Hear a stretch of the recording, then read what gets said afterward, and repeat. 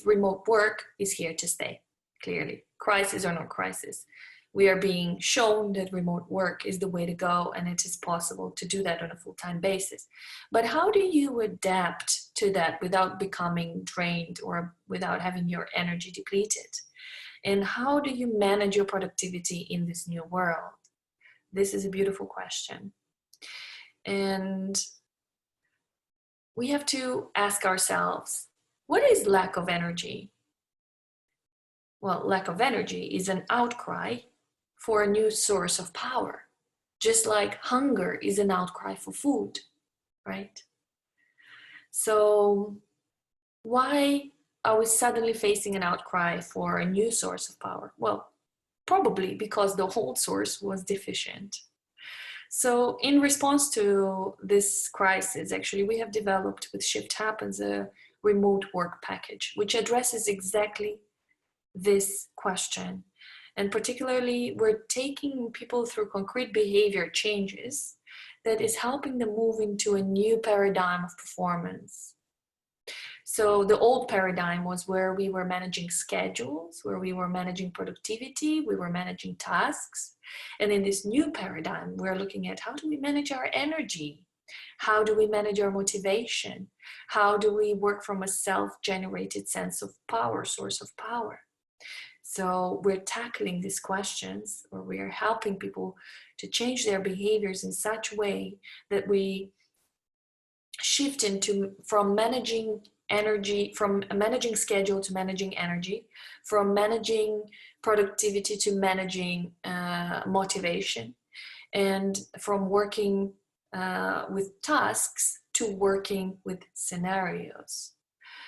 And basically this tackles the behavior from the mind, body, and emotion perspective. So let's speak about the first transition, or the first shift that we're trying to help people develop in their behavior, and that is managing energy, not the schedule. So the lack of energy that we're experiencing is not a mystery.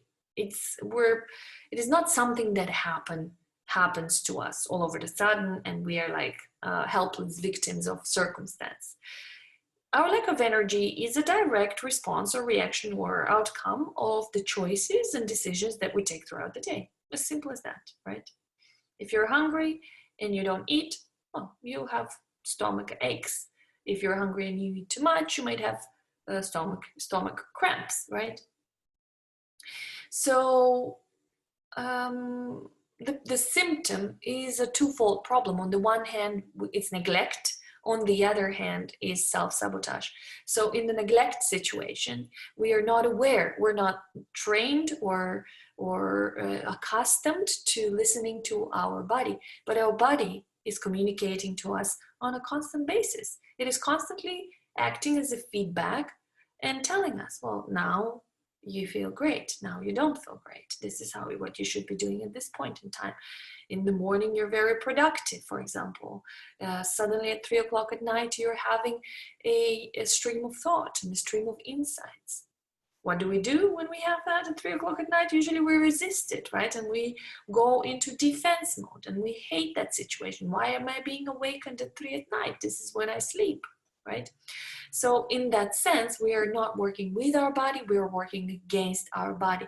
So we're not managing our energy, we're not listening to our feedback, our internal GPS and our internal feedback, and we're just acting against it. So it will clearly end up draining our energy resources.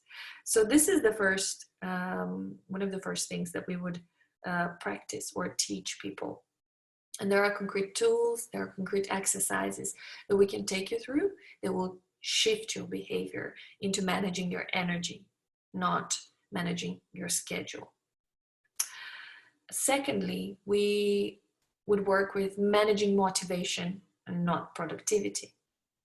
You know, if you think about your work day as a 3-course meal, and imagine you have the first course, you have the second course, and you have the dessert, right? Now, normally you would progress through your meal with 1, 2, 3, right? First, second, third course. But now imagine that you would start working in the inverse way, so that you'd start working from the dessert and you'd start eating the dessert first.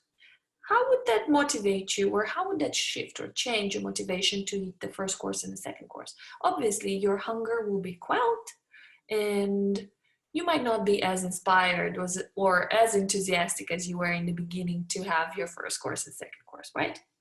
So the same thing applies with motivation. Working from a place of inspiration gives us energy.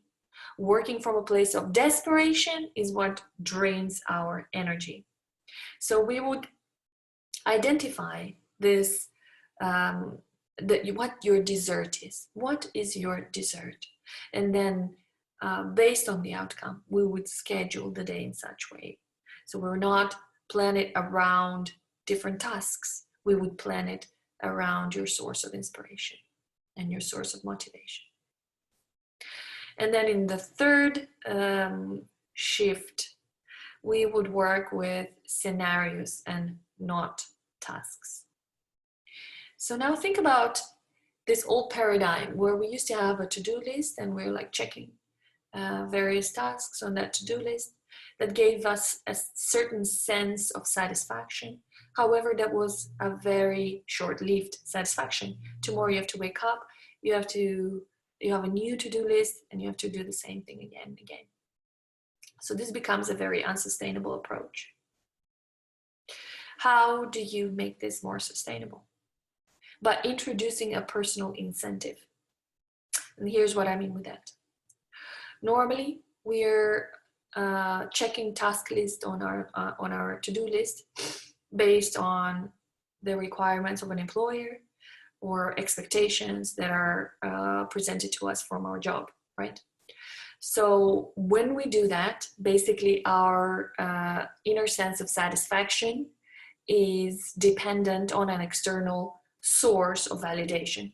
So if I check my to-do list, my boss will approve of me, I'll either get a promotion or I'll get a nice pay. However, that paradigm is now shifting. People are no longer driven by economical motivators. People are looking for a sense of meaning. They're looking for a sense of value and how can they contribute, right? And that search is driving them on a journey of inner fulfillment and an inner source of direction and validation. So people are looking to get more in touch with themselves. They're wanting to find this new level of validation that comes from within, an inner source of direction and inner source of validation. So we're no longer inspired by getting validation from external sources.